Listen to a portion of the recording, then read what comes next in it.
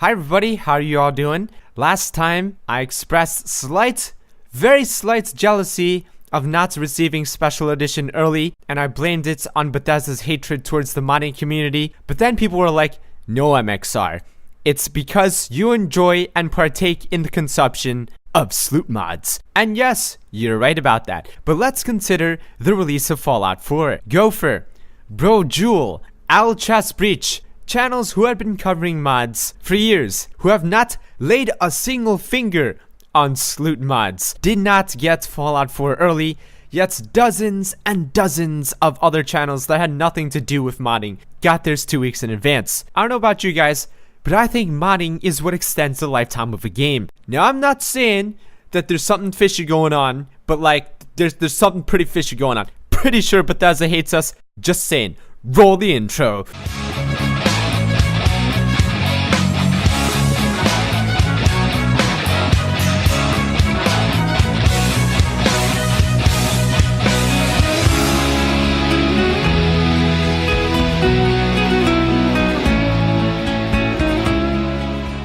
So the first thing we're going to do to your brand new, out-of-the-box, special edition is we're going to throw in the garbage because it's complete trash. Just kidding, guys. We're going to install a lighting mod. This is Realistic Lighting Overhaul. I'm a huge fan of enhanced lights and effects, but this is the first lighting mod to be ported over for special edition. So this mod makes over 10,000 edits to vanilla lighting. So how vanilla lighting works is you have a room, it has about 3 candles inside of it, yet it is completely lit from corner to corner. That's not realistic. This mod makes it so that a room with about 3 candles will now actually look like a room with about 3 candles. You'll also notice that lights are just generally a lot dimmer, and on top of that, he's even completely removed some light sources altogether. This guy basically gets a hard-on for making Skyrim darker and darker, but on the bright side, he has also added his very own light sources as well. See what I did there? Budumts! Such as torches and braziers near doorways and gates, but what I can't really understand is why he removed this poor man's chandelier. I mean, I get it, he's a dark elf, but nobody deserves to spend this much time in such a dimly lit shop. This mod doesn't add any injections or post-processing, it actually gets rid of vanilla bloom inside. So this could actually improve the performance of your game. Now you may think, MXR, this mod makes the game way too dark. Well, you're just a pussy. No, I'm just kidding. It actually is really fucking dark. It's actually really great and immersive in dungeons, but for the most part, this mod is meant for the type of player that be like, oh shit, I died. Don't even bother to load a save game, I'm permanently dead. That's how hardcore of a player I am. Not really. But you get the point, this lighting mod is not for everybody. Try it at your own risk. So one of the biggest complaints of Special Edition was everybody's faces. Bethesda fixed many things, faces were not one of them. And that's why this next mod is so wildly successful, it is the total character makeover. So what Scarlett did is she went on the Nexus, found all of the best skin retextures, made her own that tries to stick to the vanilla aesthetic as possible, while making them look more like people, and not like whatever the fuck this is. No offense, Hilda. Now this mod comes with textures for every single race as well as vampires. It is pretty much your all-in-one one-stop shop for making everybody in Skyrim not ugly anymore. Is it the best texture you can get for every possible race? Not exactly, friend. Is it convenient and a massive time saver? Yes, it is, friend. Sure, some of the men don't look like men anymore, but the females definitely look more female-y, which is a good thing, I think. And Hilda's face does not scare the shit out of me anymore, which is a great thing. And Camilla's still a whore. You know that place called the Halls of the Dead that every major city has? Did you know that when you kill an NPC, they actually get their own coffin in one of these halls? I like to play a minigame where I kill everybody and try to figure out whose coffin is who based on what's inside. I'm not a psychopath. Okay, maybe a little bit psychopath. Okay, I'm a psychopath. But I can't do this with everybody because not every city in this game has a Halls of the Dead. And that's why you need the mod Bring Out Your Dead by Arfmore, a mod that makes it possible for me to become more of a psychopath than I already am. So now cities like Winterhold have its own Halls of the Dead. Off the coast of Dawnstar, you'll find Dawnstar's Hall of the Dead, and they're not just clones of existing Halls of the Dead, they're all different inside. Just like my pet mushrooms, they're all special snowflakes. Cities like Falkreef have their graveyards expanded so NPCs can be buried there. And finally, look at all these farmers working on their farm. They all now have their own reserved burial spots in their respective cities' Hall of the Dead. Hallelujah. And there you have it. Now every NPC gets the equal right to be buried peacefully and then have their items stolen by me in the Halls of the Dead. Hey, you. Yeah, you. Are you tired of the same old racial abilities and powers? Are you looking for something more expansive and rewarding? Yeah. That's good, man.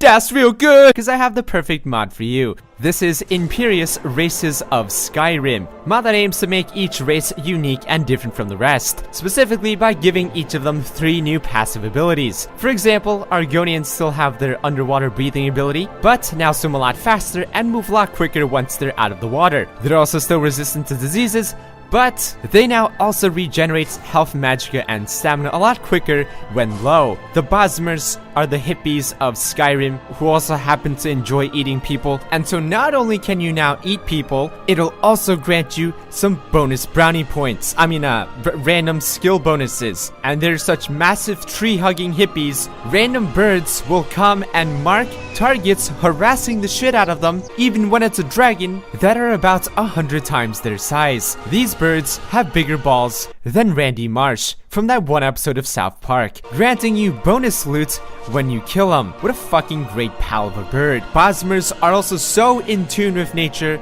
that just by existing and not moving while in sneak mode, you can detect moving targets. Absolutely incredible. Bretons, because they're half man, half elf, are highly resistant to magicka. Everybody knows this. What do you think I am? Some sort of lore scrub that had to go on the wiki for this? And thus are able to fucking absorb incoming spells at low magicka. They're also such magical creatures that they can just stand there and find a fucking grail of Bethany. It's a lost artifact that grants magic and stamina regen while standing still. They're also so magical that when they go to a standing stone, the standing stone's like, yo, you magical as shit, bro. Let me give you another blessing. And you get a bonus effect. Way to go, racist standing stones. The Dunmer are so incestuous. They're so xenophobic and racist that they only rely on their very own ancestors. That's right, their ancestors will randomly appear and mark targets to slay. Now, in addition to these new passive abilities, each race can now unlock a new active power